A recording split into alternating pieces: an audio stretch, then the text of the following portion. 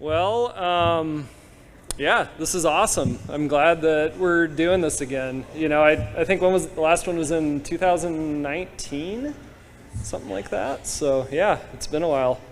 My name's Dan Bachen. I'm the senior zoologist at the Montana Natural Heritage Program. Fairly fortunate that part of my job involves going into caves and looking for primarily bats, but you know, the more I learn about the animals that hang out in cave environments, the more I get excited about all the other interesting organisms that you might find in there, particularly a lot of the invertebrates. So today I just want to give a maybe not so brief overview of kind of what the animals you might expect to find in the caves in the Northern Rockies are, how you identify them, and then most importantly, at least in my mind, this is kind of a shameless self-plug, if you do find something cool, what you can do with it, which is basically shoot me an email, and I'll get really excited, and then we can think about how we manage the species, or just, you know, learning what species we have. So kind of just basically said all this, but yeah, how we identify stuff, what's there,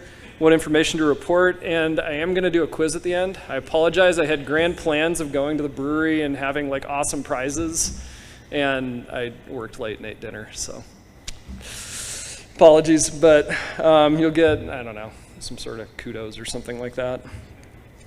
So I think a good place to start is thinking about how different wildlife use caves.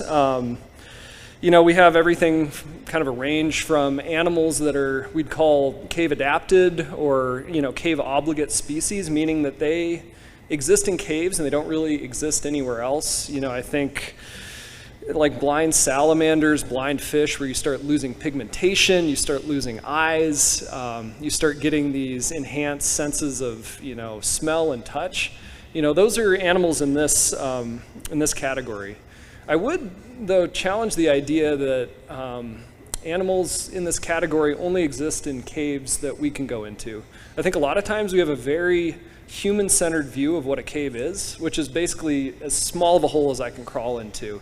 But there's a number of species that actually show adaptation similar to what we, you know, think of as more traditional cave-adapted species in environments like in leaf litter or in talus slopes. So, you know, I think it's worth kind of expanding that definition to include maybe features that we wouldn't necessarily call caves. There's also animals that use caves for part of their life cycle. These are actually some of the species that we think most often about when we think about caves. For instance, bats, you know, a group of animals near and dear to my heart, aren't by any means obligated to live in caves. They use them, they overwinter in them, but they also overwinter in a lot of other features as well. And this group includes both vertebrates as well as invertebrates. And then we have this last group here, troglodynes. These are animals that end up in caves, might really, you know, use caves frequently, but at the same time really aren't a cave-adapted species. This would be like mountain lions, even mountain goats, you know, in the Gallatin range. You know, there's ample evidence that some of our large ungulates will go into caves for some reason. Certainly lots of other species across the world, you know, will make use of caves. So, you know, the talks about wildlife in the Northern Rockies, in the caves in this region, you know, first and foremost, we don't have the most diverse cave systems. This isn't Thailand or Mexico or, you know, even the southeastern US with its salamander diversity and cave-adapted fish. We do have some species that are found in caves and found in our state that are found nowhere else. But generally, our diversity, at least for our, you know, cave-adapted or cave-obligate species, is relatively light compared to some areas that are a little bit warmer, you know, less biodiverse. And we don't actually have any cave-adapted vertebrate species. So, you know, what we do have are largely invertebrates. And there has been some research. Hans in the back with his cave club has, you know, done, I'd say, probably the most research on, you know, cave-associated animals within the state. You know, his crew does some really good work. not only looking for evidence of various animals, but also monitoring them. The organization that I work for has in the past done some work on cave-related stuff. There's been a handful of university projects looking at bat use of caves, handful of invertebrate taxonomists out there collecting interesting fauna, but generally we just haven't had as much coverage and as much depth as I think we need to speak confidently about what we have and most importantly what we don't have throughout the state. So I guess what I'm saying is there's ample room to discover something new, something unique, something cool, and that doesn't have to be done by wildlife professionals like myself. That can be done by any one of you. It can be as simple as taking a picture or collecting some sort of spider or something like that you run across. Could change our understanding of that species, if not a whole genera. So I'm going to run through some of the most likely groups of animals you might encounter, and I'm going to start small, and also with some of the more cool species that I think, or that we know, inhabit caves in this area. And these are Harvestmen. So I'd assume everybody here has seen or heard of daddy longlegs. If you're out in the garden, you see them, there's that myth that they're incredibly poisonous, but they can't bite you because their mouth parts are too small. That's not really correct, but is what it is. But they're ubiquitous. They kind of exist in most ecosystems, and we don't really notice them. They are related to spiders, which they're commonly mistaken for, but they're also related to a number of other arachnids. Those are things like scorpions, sun spiders, or camel spiders. If you don't know what those are, look them up. They're horrifically awesome. And also pseudoscorpions too, which we'll talk about here in a minute. But the way that you can tell tell a harvestman away from a lot of these other groups is that they're one of the few arachnids that have a single body segment. This is kind of like ticks and pseudoscorpions, as opposed to what I'm standing behind, which is a picture of a spider, which typically has two. They have 8 legs, like other members of their groups, although sometimes they have these extended pedipalps, which are these leg-like appendages on the front, which in cave-adapted species and some others in the group get really kind of weird. As you can maybe see on this orange guy there, they're extended and they have these like jaw-like kind of really spiky projections. So look pretty fierce, except the thing's about that big. And we do have some information on this group in the state. And in particular, there's a genus, so a group of species called try to get this right, Sclerabunus genus. And we know of one species that's endemic to Lewis and Clark Caverns. It's found in Lewis and Clark.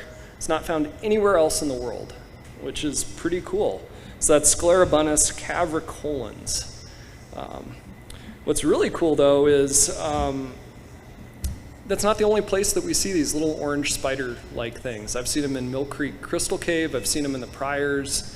I know, talking with other folks, they're known from Lick Creek Cave, among others. I'm sure some of you in this room have seen them too. Those chatting with an expert who thinks about this particular group, at a North American level, he's pretty sure that those are unique species. Might be unique across a range, might be unique to a cave. So what we need is, we need specimens to get to a guy who knows how to look at them under a microscope and describe them, and then we have new species. So I don't know, that gets me pretty excited. So if any of you see it, see them in a cave, I would love to hear about it. So we can think about how to get those and how to kind of redefine, this species within our area. It's not the only type of harvestman we see in caves. I think particularly in northwest Montana, there are these really large aggregations of overwintering harvestmen, big balls of, these animals that are kind of stuck together, overwintering in these environments. We don't know what species those are. To my knowledge, no one's ever collected them, keyed them out. We do have that one non-native species, the European Harvestmen, which is pretty common across the state. Certainly could be them. We have several other native species that are almost entirely unknown from, our region that could also be these guys. It would be great if somebody could get a nice picture of one of those really close up. That would help us a lot in understanding, what's going on with those guys, and most importantly, what species are actually exhibiting this, quite frankly, really interesting behavior. Also have another group of arachnids that, while we don't necessarily know of any cave-adapted species within Montana, we know they exist within the state, and we know in other areas that they tend toward adaptation to cave environments. And that's the pseudoscorpions. These are arachnids similar to harvestmen, and they're in very easy to pronounce order, Pseudoscorpiones. It's always kind of nice. Again, have 8 legs. They have these large claws here, which are actually those pedipalps with pincers at the end. They lack a tail, as you'd expect with true scorpions. They kind of look terrifying. The only thing is that they're, about the size of a couple periods at the end of the sentence. They're maybe a little bigger than that, at most a couple millimeters long. So they're really tiny. We find them oftentimes when we're looking for terrestrial mollusks, that's snails and slugs under rocks and talus slopes, but they certainly, seem to live, are adapted well to underground environments. So it's not too much of a stretch to think that we might find them in caves, and if we look hard enough, we might find some pretty cool ones hanging out in some of our caves. So these are another one, I'm gonna probably stop saying this, but if you see something, get a picture. It'd be really cool to see. And I think most of these are identifiable via photograph. Another very small animal that becomes cave adapted really readily is a springtail. These are insect-like animals in the order Hexapoda or hexapods. So they have 6 legs. They kind of jump around. These are the same things that, if you've ever seen snow fleas, little animals jumping around on the snow. Sometimes you see them on water. You'll see them in plants, if your soil's healthy. But very, very small.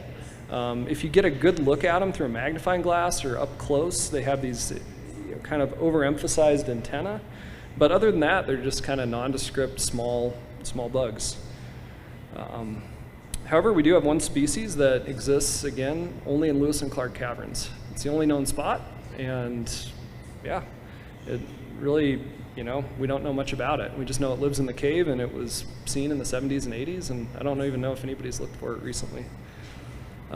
So it certainly stands to reason that if it's in Lewis and Clark, that we could see these elsewhere across the state. Kind of moving from small to big, we have crickets. I know across North America, these are pretty common to find in caves. And typically, there are cave-adapted species, but these are generally either cave or camel crickets, all kind of within the same group. Again, insects, 6 legs, look like grasshoppers or other terrestrial crickets. But I've most frequently observed them in the Priors. I was actually struggling to think when I was putting this together if I've seen them in any other caves outside of that range. But it's likely that these aren't cave adapted. I don't know what species they are, but this is a species that likes to live under logs, under rocks, in subterranean environments. And I think they are one of those species that just happens to also, live in caves and do pretty well there. Millipedes are another bigger invertebrate that we see. We don't have any cave-adapted species that we know of, but I know of at least one instance of seeing, some pretty lightly pigmented ones in Lewis and Clark caverns. So, that's really intriguing. These guys often get confused with centipedes and kind of other bugs like that. The key to telling them apart is looking at the legs. You have 2 legs per segment, and if you see a whole lot of legs, and that kind of pairing of the legs, which you can maybe see in this picture right here, that's a pretty good indication that's a millipede. So, I'd say that this group is poorly described within caves and outside of caves. We have a number of endemic species within the state that just exist in a variety of environments. So, I think it's entirely possible that we have, some of those species living in caves, if not some that only live in caves. We do have several aquatic species too. These are kind of an interesting group. We have amphipods, mostly in the Stygobromus genus, as well as isopods. And these guys are found in caves, northwest Montana, Glacier National Park. They live in water. They also turn up in people's wells, in aquifers, in subterranean, deposits of gravel, and basically, underground caves. But it's just getting back to what we define as a cave. It's the space in between boulders where a river's flowing and the groundwater table's up high enough. That probably functions pretty similar to a stream in, say, Algal Cave or something in the park. So these guys are maybe not common, but there's several species that are only found within northwest Montana and nowhere else on Earth. So we doing good? Do you mind if I just tweak this a little bit? Oh, sure. Yeah. I'm all loud. I don't like hearing myself talk that much. Anyways, so moving on, one of the cooler things that we've been finding, especially with our bat surveys, are that we have several species of butterflies and moths that are commonly found in caves. I'm sure many of you have seen them, particularly this one up here to the right. I don't know, I might be standing in the way.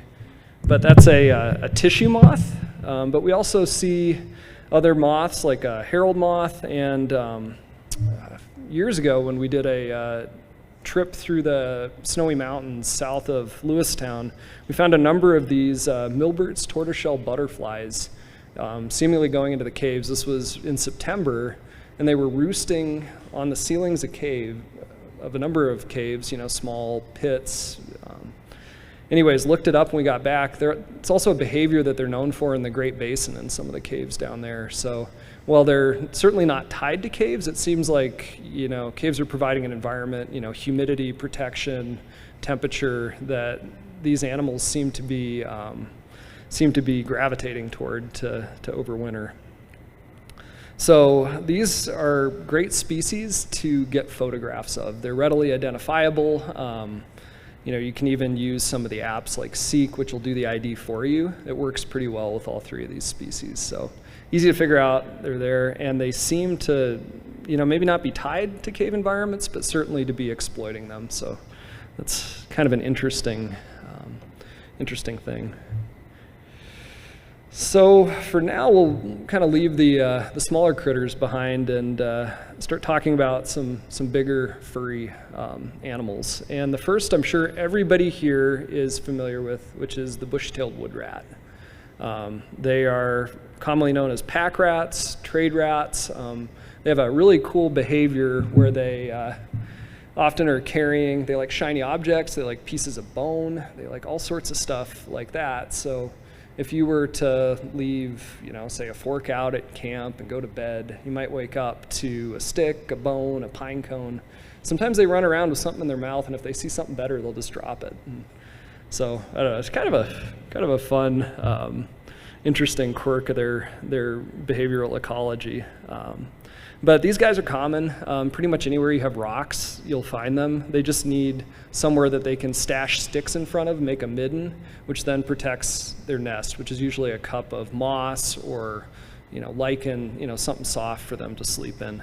So they use caves extensively. I'm sure as anybody who's ever seen anything left in a cave, they like to chew.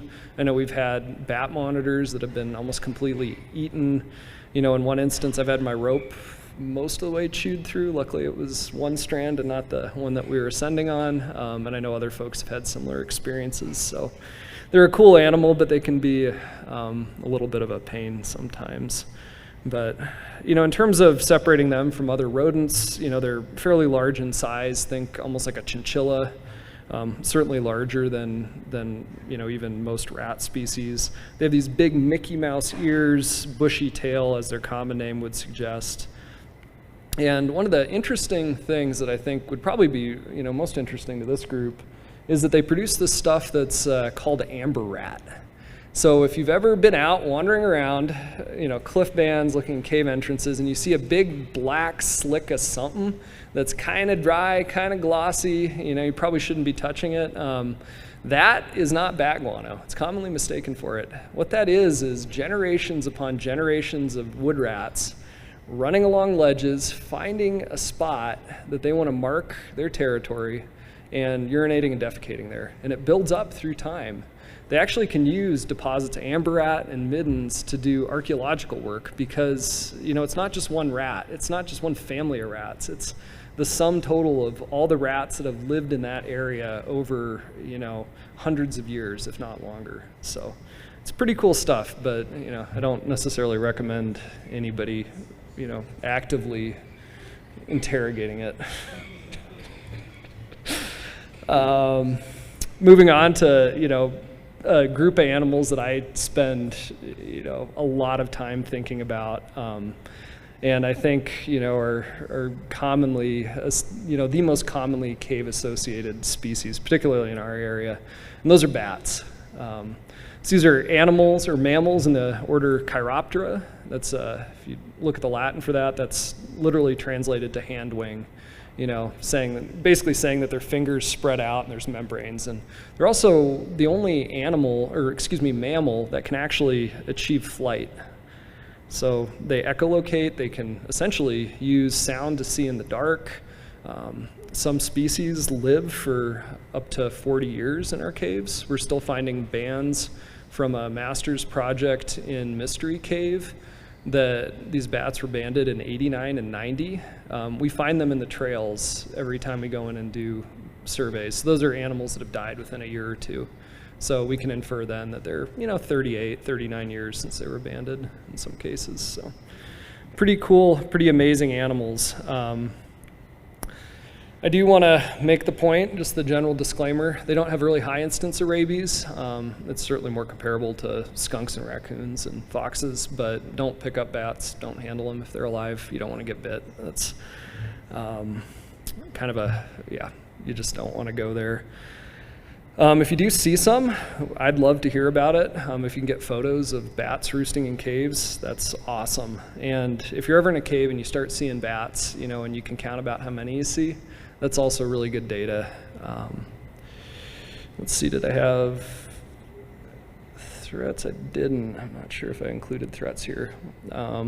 Sorry, I'm a little lost here. Okay, but anyways, the point I was going to make is bats are also probably one of the most threatened groups of animals within the state. Certainly one of the few groups of mammals where I think there's at least some chance of actually losing species.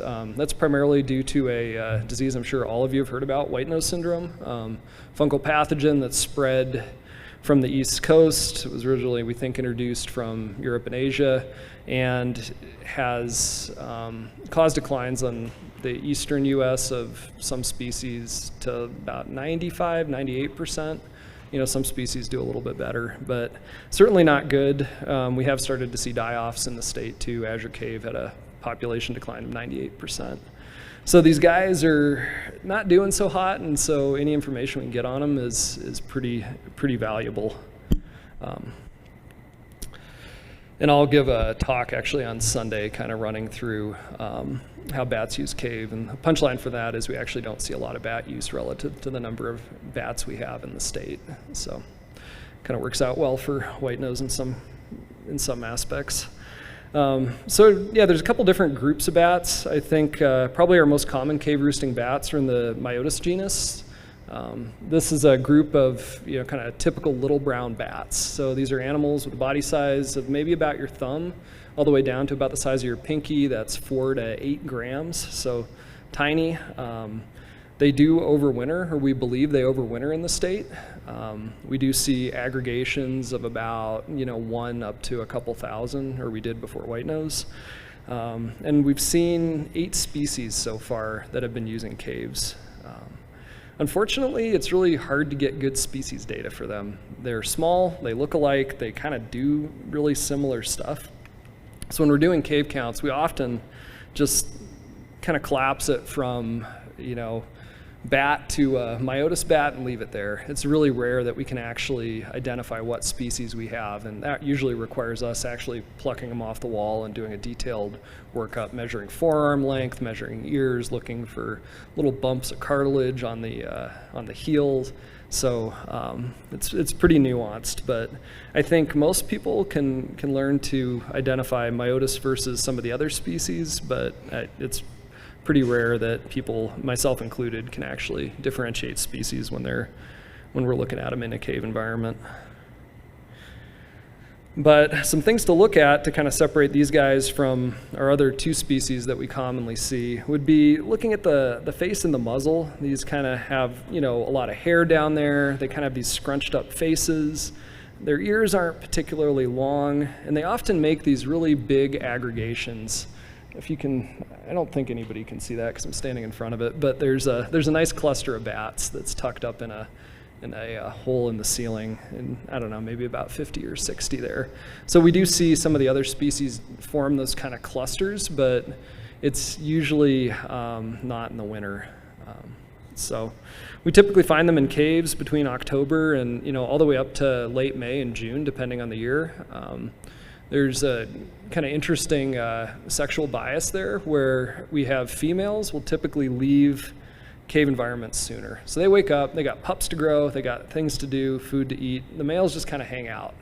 They loaf. I mean, there's no reason, they have enough energy. There's no reason to get out on the landscape, expose yourself to predation, to risk of running into some like barbed wire or all these other things that could go wrong. If you have enough fat, why not just sleep till you can't? There's bugs out there you can duck out and maybe eat. So where we see male colonies, we typically can go in and early to even mid-June and still find them kind of down and in torpor. So pretty interesting. A species that is a little bit easier to identify on the wall is a big brown bat. These are bats that are relatively large in size. Interestingly enough, they're also very cold hardy. When we put out acoustic detectors, these are microphones that record bat calls on the landscape, and we run them year round. We've gotten big brown bats down to just a little bit above 0 degrees Fahrenheit, out flying around, doing something. They're not eating. There's certainly no insects.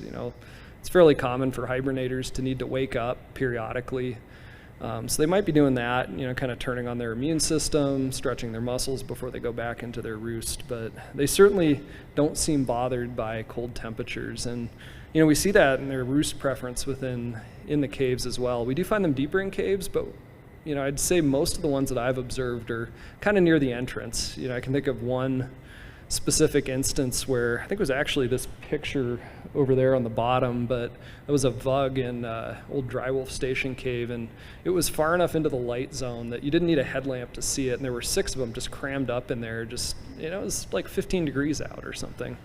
Just kind of wild behavior for a species you'd expect to want to be further in the cave and staying warm. So they're tough. They're identified again by this dog-like muzzle, or if you kind of look at their face long enough, it really does look different than those Myotis bats. And finally, we have probably the most easiest to identify, and that's the Townsend's big-eared bat.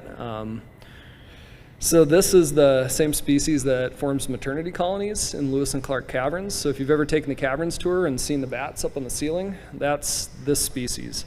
They're characterized, as their common name would suggest, by these really long ears. I don't know if folks can see that right there, but their ears are, getting, about 1/3 of their body length. And when we see them in caves a lot of times, they'll actually roll their ears up when they're in hibernation or torpor. And that leaves their tragus, this thing right here, which is pretty tall and pointy in them. It actually sticks out. So I think there's a cave in the Priors called Four-Eared Bat Cave that was named for this kind of, if you look at them, it almost looks like they have 2 sets of ears sticking out of their head. I always thought that was a kind of a cool name and an easy way to remember that. We typically don't see them clustering in winter, which is, maybe not that surprising, certainly not to the same degree as Myotis, but we do see them clustering during the summer. Again, they're our only bat that forms maternity colonies in caves in Montana, so it's you see them grouped together with moms and pups kind of hanging out, which is pretty neat. So I already talked about this, but not to beat a dead horse, whitenose is a pretty severe threat to our bats. I just thought it would be worth just talking briefly about what white-nosed die-offs are like. So if anybody ever sees a bunch of dead bats, you kind of have a good idea of, maybe that would be caused by this. And, I think anytime you see more than like 1 or 2 dead animals, it's probably worth telling somebody about that. But, this picture here with all the dead animals on the floor is what a typical East Coast cave mortality looks like. You walk in, there's dead bats all over the floor, dead bats out in front. We've had one cave that has had a mortality event. We didn't see any dead bats out front. We did see a lot of scavenger presence, a lot of coyote scat, smelled like skunk. Never seen that in that cave before. So we think that while there might have been dead animals around the cave, that they got cleaned up pretty quick. Same thing kind of further in. It seemed like the wood rats had a really good year and had, eaten most of the animals that we found there. But if anybody is in a cave and they do see an animal that's alive with fungus on it, that's almost certainly white nose. We do see a lot of dead bats. They're like any animal, they die. Oftentimes they die during hibernation. So we also see dead bats hanging on walls with fungus on them, and that's completely natural and normal. It's just part of the normal decay process, but still good things to think about and note, and if you do run into them, to talk to folks. There's also a ton of, like I said earlier, a bunch of different animals that don't necessarily need to use caves, but will still use them. It's pretty common to find squirrels in caves, either alive and running around or, dead. They fall down pits, similar to a lot of the other animals talk about. I've seen everything from deer mice, little ubiquitous mice that exist all over the state in caves, marten, bears, mountain lions, coyotes, even trout in some of the stream caves. One interesting thing is rosy finches, which is an alpine species of finch. They come down in the winter and forage at ground level, but in the summer they're up above tree line. In the winter, they actually go into caves too. They'll do something down there, foraging for insects or doing something else. I saw that in a bean hole and then looked it up, and they've been demonstrated to do that in mines and some other caves in the region. So a lot of other animals will use caves, but by no means are caves part of their life cycle or necessary.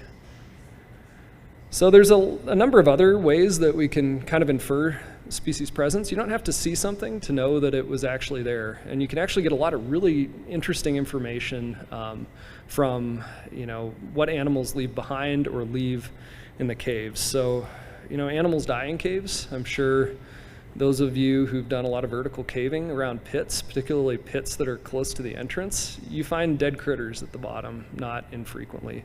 Or you find bones further in from animals that have survived that fall and then wandered off to expire in the cave a little bit further.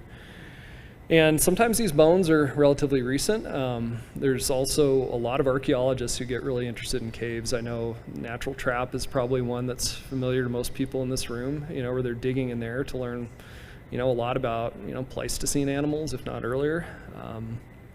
But if you find bones, that can be some pretty interesting information on animals. It's not to say that all bones necessarily belong in the cave. Pack rats do tend to bring bones in as well. That would be, it seems like most often they like to bring in like deer bones, but they like bone shards, so they'll bring them in and put them around their nest as well. Do you want to make a point? You probably shouldn't be picking up and removing bones from caves. It's probably good to let them be. I know in a lot of caves, you'll see the skeletons, if they're in a main area, kind of marked off and left alone. So, please don't touch them. If you do, don't move them. Wear gloves, that type of thing. But I do think there is value if you do find skeletons within caves, particularly with bones, to getting a few pictures. That can allow identification, particularly pictures of the skull, allow identification to species later. So if you do find a skull and you're curious what it is, I see a lot of pictures of skulls from folks that get sent to me, and I see a lot that are really hard to identify because people don't photograph the right stuff. I do this too. I've taken what I thought were good photos and gotten back and realized that I didn't get some aspect of the skull. But from a mammalogist perspective, you really need a top-down view of the skull that allows you to look at things like your infraorbital processes, which are the projections of bone out above the orbits where the eyes are, as well as general shape. You can see this skull here was one I had in my office. It's a badger skull. That brain case that almost forms a triangle is diagnostic for that species. So you almost know it's that species just based on that photo. However, most of the time we're thinking about teeth, and particularly counting teeth and looking at shape when we're identifying skulls. So getting a photograph of the underside, kind of this photo that's almost directly right behind me, looking at the palate, the position of the various types of molars, premolars, canines, and incisors. The side view is good, and then a view of the lower jaw is also good. And I think almost as important, if you do take pictures, get something in the frame that actually shows relative size.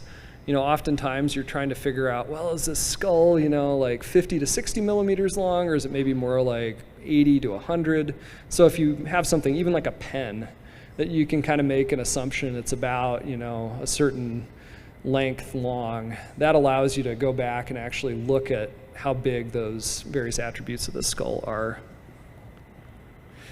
And I think one really interesting case where this is maybe not changing the world, but certainly an interesting kind of aside. We have marten in Montana. We have two species, Pacific marten and American marten. There's a zone where both co-occur and even hybridize in central Montana. And at some point they were extirpated from the Little Belt Mountains. Fish, Wildlife, and Parks is reintroducing them and has a project going on to try and get them reestablished in that range. But if you go into Whitaker Sink, which is on the north side of that range, you find marten skeletons that have been there quite a while, presumably prior to extirpation. So kind of a cool aside. I think it would be neat to go back in there and see if somebody could get some DNA and actually figure out which species they are, or if it's one of the hybrids, and kind of compare that to what was then and kind of where things are now. So that data can have value. Another thing that we find in caves a lot are poop. Poop's good. Tells you a lot about what animals are doing there. I think most often, though, it's easy to kind of confuse. If you choose to investigate what animal pooped, it's really easy to kind of mix up the small critters. So bats, if you ever think you're looking at bat poop and you don't mind touching it, if you rub it between your fingers and kind of turn it into powder, it has almost glitter in it. That's all the little pieces of chitin from all the insects that are, they're hoovering up. It makes these shiny, again, it looks like glitter within that. And you don't see that with like mice or rats. Mice, if you do that, it's just this kind of greenish, kind of blackish, brownish stuff that just crumbles away. And you do see wood rat droppings in caves a lot. They are pretty common there. And those droppings are about 3 times the size of either bats or mice. So.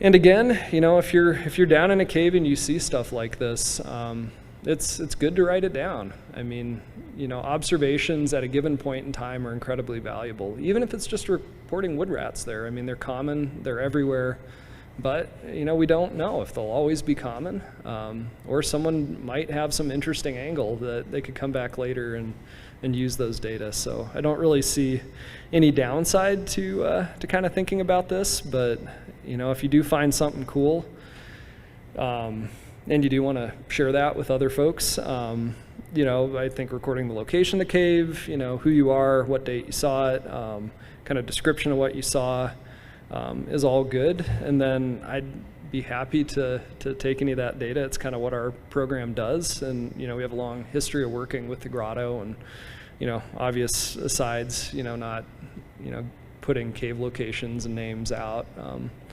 outside of kind of our scientific work. And then I'm seeing this more and more, but some of the online kind of naturalist stuff, like iNaturalist, you do see reports of cave species in caves. And generally it seems like folks are pretty good about, obscuring their location data, but it's a cool platform. If that's something you ever choose to use, just be cautious about what your permissions are. So with that, kind of wrapping it up here, I think just, it's also important thinking about, us going into these environments. A lot of particularly cave adapted species are fairly fragile. They're used to these environments that are very stable, very, there's not a lot going on. So, we can certainly disturb these environments. So I think it's just worth keeping that in mind. In particular with bats, not caving in the winter. I know the grotto has a list of caves that you should probably avoid, and a list of dates you should probably do that around, which is typically October through March. So, yeah. All right. So before I stop, okay. What is this critter? I saw it. All right. Good job. All right. Who knows what this is? Yeah, I heard it. Townsend's big-eared bat, as shown by the incredibly large ears. How about this? This is a tough one. Is anybody? Ellen, you. Yeah. Okay.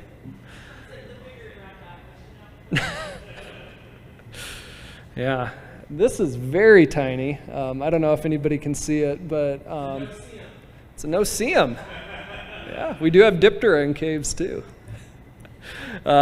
Small orange spider-like animal. Harvestmen. And extra points if you remember the genus, because I certainly don't. Yes. Ellen for the win. How about this? Tissue moth. Yeah, I heard that. Good job. All right. And I think we have some extra time because if anybody has questions, I certainly have questions about what we were doing here. This is a pain to get to. No, this is, Carl can tell you about it if he's here. Yeah, this is the bottomless pit, which turns out it had a bottom. But, yeah. Big snowies. Yep. Yep. Thousands of feet of ascent for 100 feet of cave. But we saw 2 bats, so it was worth it. Cool. Yeah. Not bed bugs, but we do see bat bugs, which are very closely related, particularly Townsend's big-eared bats. They occur on pretty much any bat species that are highly communal, and we see them mostly on females in the summer. But yeah, they exist in caves, but they mostly try to stay on the bats, because like bed bugs, they're obligate bloodsuckers, for lack of a better word.